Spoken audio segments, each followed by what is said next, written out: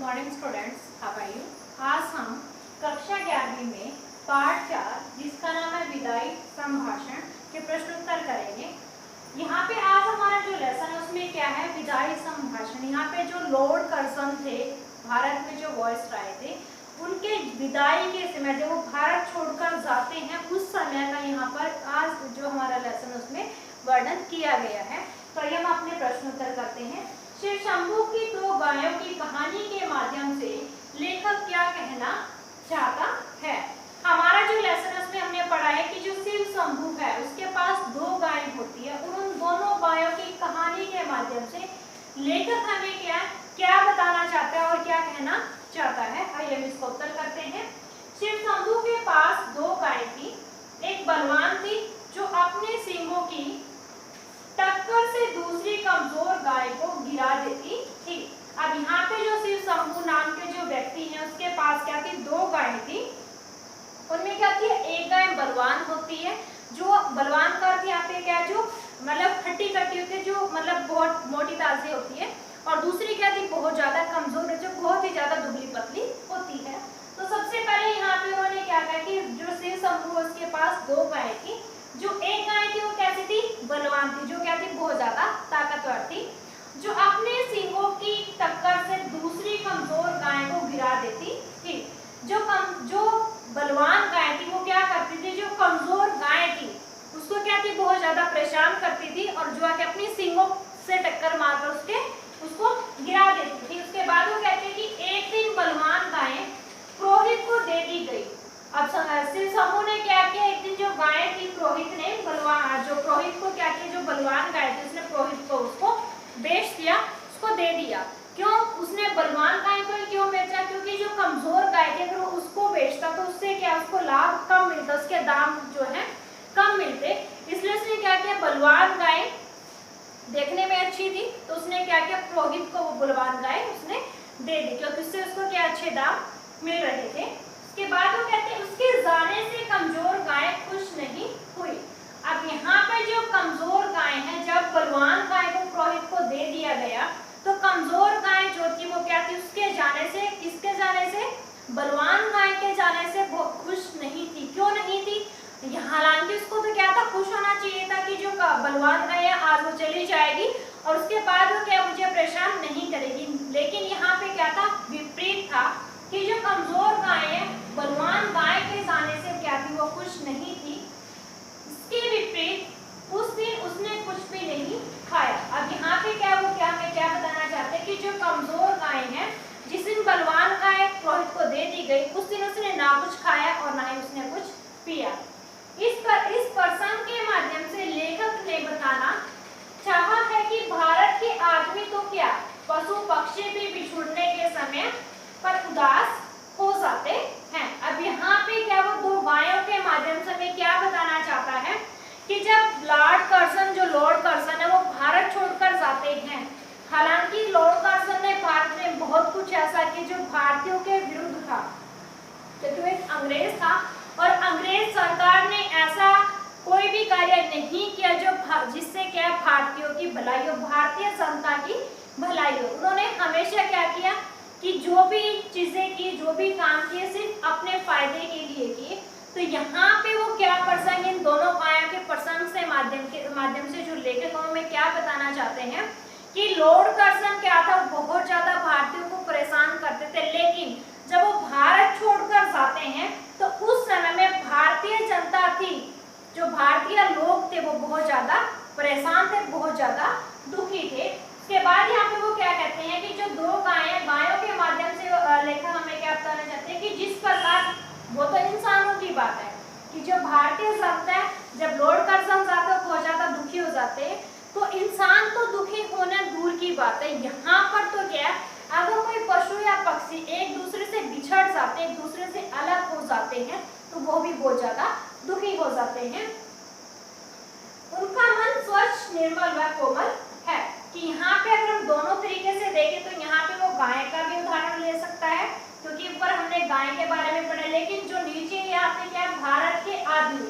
अब यहाँ पे वो क्या कहते हैं कि जो भारतीय लोग हैं उनका मन स्वच्छ, निर्मल और कोमल है, कि जो भारत के जो लोग हैं वो क्या है, चाहे वो कितना भी बुरा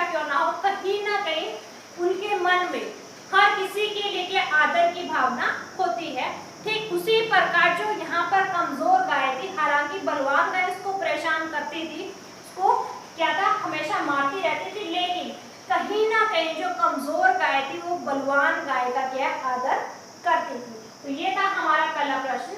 आइए हम अपना दूसरा प्रश्न करते हैं।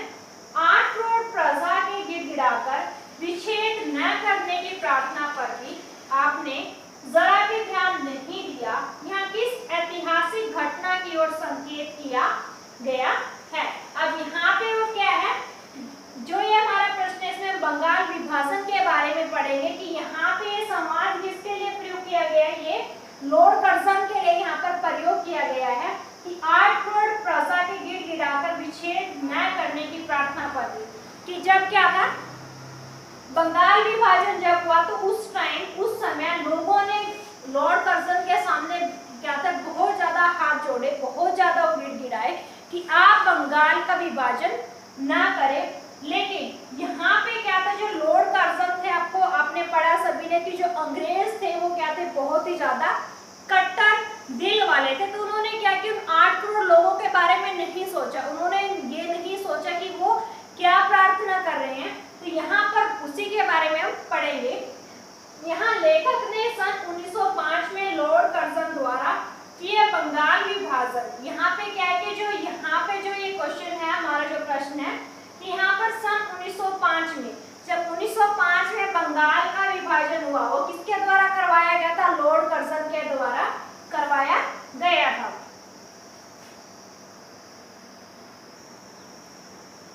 बंगाल विभाजन की ऐतिहासिक घटना की ओर संकेत किया है। उसके बाद वो क्या कहते हैं कि लॉर्ड कर्जन भारत में 2 बार वायसराय बनकर आया। अब यहाँ पे क्या है, जो हमारे पास जो पंक्तियां थी, हमें जो पंक्तियां दी गई थी, उन्होंने कवि ने, जो हमारे लेखक, उन्होंने पूछा था कि इन पंक्तियों का क्या अर्थ है, कब बोली गई थी। तो यहाँ पे क्या था, वो जो भी पंक्तियां थी वो बंगाल विभाजन की जो ऐतिहासिक घटना है उसकी ओर संकेत कर रही थी, जो बंगाल विभाजन हुआ था। उसके बाद वो क्या कहते हैं कि जो लॉर्ड कर्जन था, लॉर्ड कर्जन क्या था, भारत में 2 बार वायसराय बनकर आया। उसके बाद वो कहते हैं पहली बार वह 1899 से 1904 तक तथा दूसरी बार वे 1904 से 1905 तक भारत के वायसराय बना। अब यहाँ पे वो कहते हैं कि ऊपर हमने पढ़ा कि वो 2 बार क्या थे, भारत के वायसराय बने। अब पहली बार वो कब बने, 1899 से लेकर 1904 तक, और दूसरी बार कब बने, वो 1904 से लेकर 1905 तक, यानी कि वो 1899 से लेकर 1905 तक भारत के क्या वायसराय बने रहे। उसके बाद वो कहते हैं इस पूरे समय में उसने अंग्रेजों का वर्चस्व स्थापित करने और भारत के संसाधनों का अंग्रेजों के हित में प्रयोग करने का कार्य किया। अब यहाँ पे वो क्या कहते हैं लेखक जो है कि इस पूरे समय में, यानी कि 1899 से लेकर 1905 तक उन्होंने सिर्फ क्या किया, जो अंग्रेजों का जो वर्चस्व था, जो अंग्रेजों का जो राज था, उसको स्थापित करने के लिए उसने सारे कार्य किए। उसके बाद जो भी भारत के जो संसाधन थे, कि भारत में जो भी चीजें थी, भारत के जो भी संसाधन थे, उनको क्या किया, उन्होंने यूज किया, उनका प्रयोग किया, सिर्फ किसके लिए, अंग्रेजों के हित के लिए। हालांकि यहाँ पे क्या था, भारत में आया हुआ था, जो भी भारत के संसाधन थे उनका प्रयोग भारतीय जनता की भलाई के लिए भी करना जरूरी था। लेकिन क्या किया, लॉर्ड कर्जन ने जो भी कार्य किया, जो भी उसने किया, वो सिर्फ किसके लिए किया, अंग्रेजों के लिए किया, भारतीय जनता के हित में उसने कोई भी कार्य नहीं किया। उसके बाद क्या किया, उसने भारतीय लोगों को पूरी तरह असहाय और लाचार बनाकर रखा। अब यहाँ पे क्या था, जो भी संसाधन थे वो किसके लिए प्रयोग किए गए, अंग्रेजों के हित के लिए। और जो भारतीय जो जनता थी, भारत के जो लोग थे, उनको पूरी तरह असहाय और लाचार, कि भारतीय जनता को उसने ऐसा बना दे कि वो अपनी मर्जी से कुछ भी कार्य नहीं कर सकते थे। हाँ, हालांकि उनके पास जो भी था, जो भी खेती थी, जो भी थे, उनके ऊपर भी उसने क्या किया, बहुत सारे कर लगा दिए, बहुत सारे टैक्सेस लगा दिए, कि जिनको क्या थे, भारत के जो लोग थे वो कर चुकाते चुकाते थक चुके थे। हालांकि चाहे उनके खेत में फसल हो या ना हो, उनको क्या थे, जो कर थे वो देने ही देने थे। तो यहाँ से क्या किया उसने, जो भारत के जो लोग थे, भारत के लोगों को पूरी तरह से उसने लाचार बना दिया था कि वो चाह कर भी वह क्या अंग्रेजों के विरुद्ध कुछ भी नहीं कर सकते थे। भारत के लोग बंगाल विभाजन नहीं चाहते थे, कि जो भारतीय जनता थी वो नहीं चाहती थी कि बंगाल का विभाजन हो, लेकिन क्या किया, किंतु उसने अपनी मनमानी करते हुए बंगाल को 2 टुकड़ों में बांट दिया। किसने किया? जो लॉर्ड कर्जन था उसने क्या किया, वो चाहता था कि जो बंगाल है उसका विभाजन हो। भारतीय जनता की प्रार्थना करने के बाद भी, 8 करोड़ लोगों की प्रार्थना करने के बाद भी लॉर्ड कर्जन ने एक बार भी नहीं सोचा कि जो भारतीय जनता वो मेरे सामने क्यों प्रार्थना करे, किसके लिए प्रार्थना कर रही है। उसने क्या किया, सिर्फ अपने मन की सुनी और उसने बंगाल का विभाजन कर दिया। बंगाल को क्या किया, 2 टुकड़ों में बांट दिया।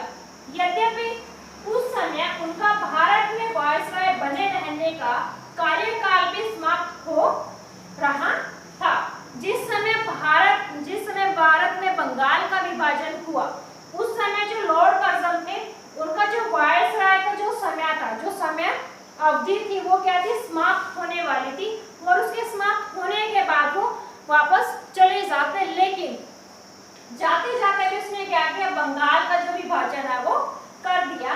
लेकिन भारत से जाते जाते उन्होंने बंगाल का विभाजन कर ही दिया कि उसका कार्यकाल, उसकी समय अवधि थी वो समाप्त होने वाली थी। लेकिन जाते जाते भी उसने क्या किया, बंगाल के 2 टुकड़े कर दिए, बंगाल को 2 भागों में बांट दिया। इसके बाद हमारा है तीसरा प्रश्न, लॉर्ड कर्जन को इस्तीफा क्यों देना पड़ गया।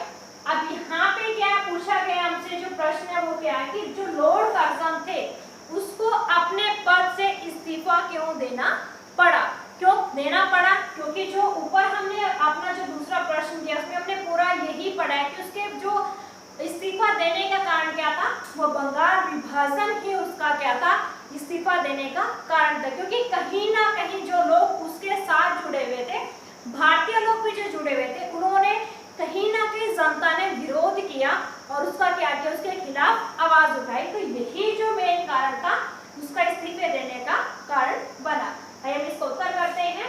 लॉर्ड कर्जन का भारत के सभी छोटे छोटे साम्राज्यों पर पूरा दबाव था, कि जो लॉर्ड कर्जन है उसमें भारत में वो वायसराय बनकर रहा। भारत में जितने भी छोटे छोटे राज्य थे, छोटे छोटे जो राजा थे उन राज्यों के, तो उनके ऊपर क्या था, लॉर्ड कर्जन ने अपना दबाव बनाया हुआ था। कुछ लोग ऐसे भी थे भारत में, बहुत से लोग थे जो क्या थे, अंग्रेजों का साथ देते थे। उनको ये नहीं पता था कि हाँ, भारत के हित में क्या है, कि हम भारतीय हैं और हम भारतीय होने के नाते हमारा फर्ज है कि हम अंग्रेजों का विरुद्ध आवाज उठाए, ना कि उनका साथ दें। वह अपने एक इशारे से तबाही मचा देता था, कि जो लॉर्ड कर्जन था वो बहुत ही ज्यादा क्या थे, पावरफुल पर्सन था, एक बहुत ही ज्यादा ताकतवर इंसान था, जो क्या था, पूरे भारत पर उसका जो क्या था, अधिकार स्थापित हो चुका था। क्योंकि उस समय क्या था, आपने पढ़ा होगा कि जो अंग्रेजी सरकार थी, हर तरफ क्या था, अंग्रेजी सरकार का ही दबदबा था, कि अंग्रेजी सरकार ने सबके ऊपर अपना अधिकार स्थापित कर रखा था। तो यहाँ पर भी क्या है, जो लॉर्ड कर्जन थे वो एक इशारे पर, कि अगर वो किसी को भी क्या था, अपने अधिकार में लेना चाहता था, तो जो अंग्रेजी सैनिक थे वो उसके राज्य में तबाही मचा देते थे, जिसे चाहा उस शासक को समाप्त कर देता था। अब यहाँ पे क्या था, जो लॉर्ड कर्जन थे वो अगर किसी भी राज्य पर अपना अधिकार स्थापित करना चाहते थे, उसके ऊपर अपने अधिकार जमाना चाहते थे, वो क्या करते थे कि उस राजा को, शासक होता है जो वहां पर राज कर रहा होता है, तो उस शासक को वो क्या थे, समाप्त कर देते थे, अपने अधिकार में लेते थे।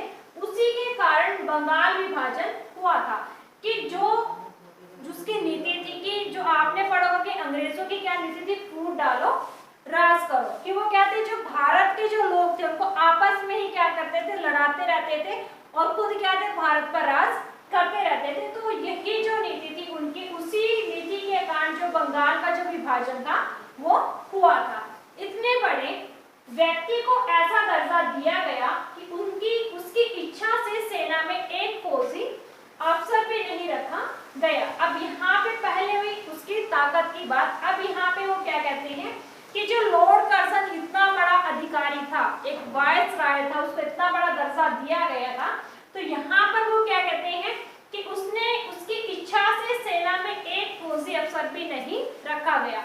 उसने जो सेना थी उसमें बहुत से लोगों की सिफारिशें की कि इस इंसान को क्या, इस व्यक्ति को क्या सेना में भर्ती किया जाए, लेकिन इतना बड़ा अफसर होने के बावजूद भी उसकी इस इच्छा से कोई भी फौजी भर्ती नहीं किया गया। उसने कई लोगों को नौकरी पर रखने की सिफारिश की, लेकिन एक भी नहीं रखा गया। यहाँ पे वो क्या कहते हैं कि उसने बहुत सारे लोगों का क्या है सिफारिश लगाई कि इस इंसान को क्या यहाँ पर नौकरी दी जाए, लेकिन क्या हुआ, उसकी सिफारिश करने के बाद भी उन लोगों को नौकरी पर रखा नहीं गया। परिणाम स्वरूप गुस्से में आकर उसने इस्तीफा दे दिया।